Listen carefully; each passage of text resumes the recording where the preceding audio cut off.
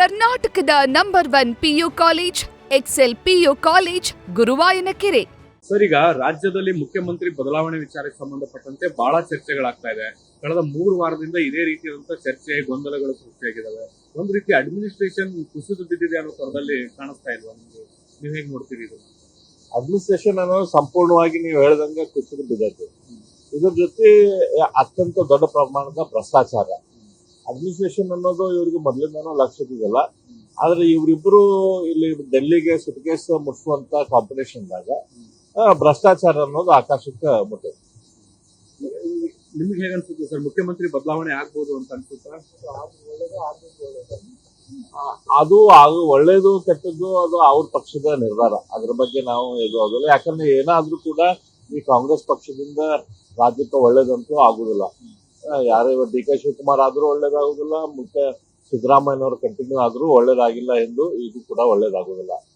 ಆದ್ರೆ ನನಗನ್ಸಿದ ಮಟ್ಟಿಗೆ ಮುಖ್ಯಮಂತ್ರಿ ಬದಲಾವಣೆ ನಿಶ್ಚಿತವಾಗಿ ಆಗ್ತೈತಿ. ಆದ್ರೆ ಯಾರು ಮುಖ್ಯಮಂತ್ರಿಗಳು ಆಗ್ತಾರ ಅನ್ನುವಂಥದ್ದು ಒಂದು ಪ್ರಶ್ನೆ ಐತಿ.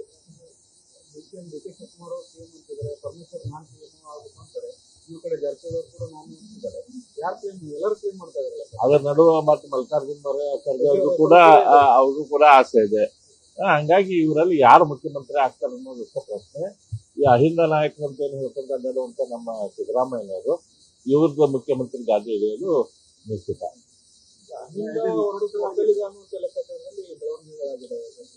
ಅಲ್ಲ, ನನಗೆ ಒಂದು ಪ್ರಶ್ನೆ ನಾನು ಎಲ್ಲ ನಿಮ್ಮ ಪತ್ರಿಕಾ ಮಾಧ್ಯಮದವರಿಗೆ, ನಮ್ಮ ಕರ್ನಾಟಕ ಜನತೆಗೆ ನಾನು ಕೇಳಕ್ಕೆ ಇಷ್ಟಪಡ್ತೀನಿ. ಇವರು ಎಲ್ಲಿಯ ಅಹಿಂದ ನಾಯಕರು? ನೋಡ್ರಿ, ನಮ್ಮ ಕರ್ನಾಟಕದಲ್ಲಿ ಹಿಂದುಳಿದ ಸಮಾಜ OBC ಅಂತ ಏನೈತಿ, ಇವರು OBC ಸಮಾಜದ ನಾಯಕ ಅಂತ ಹೇಳ್ಕೊಂತ ಅಡ್ಡಾಡ್ತಾರೆ. OBCಯಲ್ಲಿ ಯಾರ್ಯಾರು ಅದಾರ? OBCಯಲ್ಲಿ ಕುರುಬರು ಅದಾರ. ಹೌದು, ಇವ್ರು ನಾವು ಒಪ್ತೇವೆ, ಇವ್ರು ಕುರುಬರ ನಾಯಕರು ಅಂತ.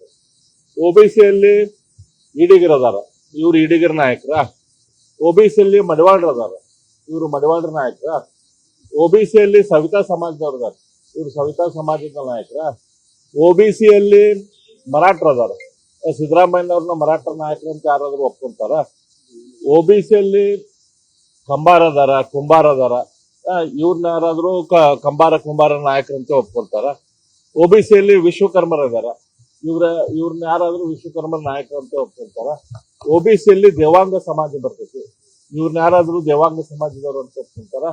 OBCಯಲ್ಲಿ ನಮ್ಮ ಸೌತ್ ಕನ್ನಡದಲ್ಲಿ ದಕ್ಷಿಣ ಕನ್ನಡದಲ್ಲಿ ಇರುವಂತ ಸಮಾಜಗಳದಾವ.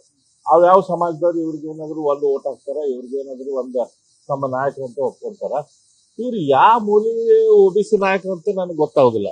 ನೀವು ಪ್ರೆಸ್ದವರು ಎಲ್ಲಾರು OBC ನಾಯಕರು, ಅವ್ರು ಕುರುಬರ ನಾಯಕರನ್ನ ಒಪ್ತೇವೆ. ಆದ್ರೆ ಯಾವ ರೀತಿಯಿಂದನೂ ಅವ್ರು OBC ನಾಯಕರಲ್ಲ, ಯಾವ ರೀತಿ ಅಹಿಂದ ನಾಯಕರಲ್ಲ. ಮುಸ್ಲಿಂ ಓಟು ಕಾಂಗ್ರೆಸ್ ಜೊತೆ ಐತೆ, ಅಲ್ಪಸಂಖ್ಯಾತ ಓಟು ಕಾಂಗ್ರೆಸ್ ಜೊತೆ ಐತೆ. ಅದು ಸಿದ್ದರಾಮಯ್ಯನ ಓಟಲ್ಲ, ಅದು ಸಿದ್ದರಾಮಯ್ಯನವರು ಓಟಲ್ಲ, ಅದು ಅಲ್ಪಸಂಖ್ಯಾತರದ ಓಟು ಕಾಂಗ್ರೆಸ್ ಅವ್ರ ಜೊತೆ ಇರುವಂತ ಓಟು. ಇವ್ರು ಕುರುಬರು ಓಟ್ ಇವ್ರ ಜೊತೆ ಅದಾವ್, ನಾವು ಒಪ್ತೇವೆ. ಅದ್ರ ಬಿಟ್ರೆ ಬೇರೆ ಯಾವ ಸಮಾಜದ ಓಟ್ ಇವ್ರ ಕಡೆ ಐತಿ? ಸುಮ್ಮನೆ ಒಂದು ದೊಡ್ಡ ಪೋಸ್ ಹಾಕೊಂಡು ಅಡ್ಡಾಡ್ಕೊಂತ ಅವರು ಹೈಕಮಾಂಡಿಗೆ ಹೆದರ್ಸುವಂತ ನಾಟಕ ಮಾಡಾತಾರ. ಇವ್ರು ಯಾವ್ದ್ರಿಂದ ಅಹಿಂದ ನಾಯಕರು ಅಲ್ಲ. ಇವ್ರು ಕುರುಬ ಸಮಾಜದ ನಾಯಕರು. ಏನೋ ಲಕ್ಷ ಮೇಲೆ ಹೊರಗಿನ ಬೇರೆ ಪಾರ್ಟಿಯಿಂದ ಬಂದು ಎಲ್ಲ ಮುಖ್ಯಮಂತ್ರಿ ಆಗಿದ್ದಾರೆ. ಇವತ್ತು ಅವ್ರದ್ದು ಮುಖ್ಯಮಂತ್ರಿ ಸ್ಥಾನ 100% ತಿಳಿತೈತೆ ಅಂತ ಹೇಳಿ ನನಗನ್ನಿಸ್ತದೆ. ಅದ್ರ ಬಗ್ಗೆ ನೀವೇ ಹೇಳ್ಬೇಕು, ಅದ್ರ ಬಗ್ಗೆ ನಾನು ಹೇಳುವಂತದ್ದು. ಸರ್, ಈಗ DK ಬಣ ವರ್ಸಸ್ ಸಿದ್ದರಾಮಯ್ಯ ಬಣ ಅಂತ 2 ಬಣಗಳಾಗಿದ್ದಾವೆ. ಸರ್ಕಾರದಲ್ಲಿ ಒಮ್ಮತ ಇದೆಯಾ ಇಲ್ವಾ ಅನ್ನುವಂತ ಅನುಮಾನಗಳು ಬರ್ತಾ ಇದಾವೆ. ಈಗ ಬಿಜೆಪಿ ಕೆಲವು ನಾಯಕರು ಹೇಳ್ತಾ ಇದಾರೆ, ನಾವು ಈ ಸಲ ಬೆಳಗಾವಿ ಅಧಿವೇಶನದಲ್ಲಿ ನೋ ಕಾನ್ಫಿಡೆನ್ಸ್ ಮೋಷನ್ ಮೂವ್ ಮಾಡ್ತೀವಿ ಅಂತ ಹೇಳ್ತಿದ್ದಾರೆ. ನೀವು ಉಪನಾಯಕರಿದ್ದೀರಿ, ನೀವು ಇದನ್ನ ಹೇಗೆ ನೋಡ್ತೀರಿ? ನೀವೇನಾದ್ರೂ ಅದಕ್ಕೆ ರೆಡಿ ಇದ್ದೀರಾ? ಆ ತರದಲ್ಲಿ ಏನಾದ್ರು ತಯಾರಿ ಮಾಡ್ಕೊತಿದ್ದೀರಾ?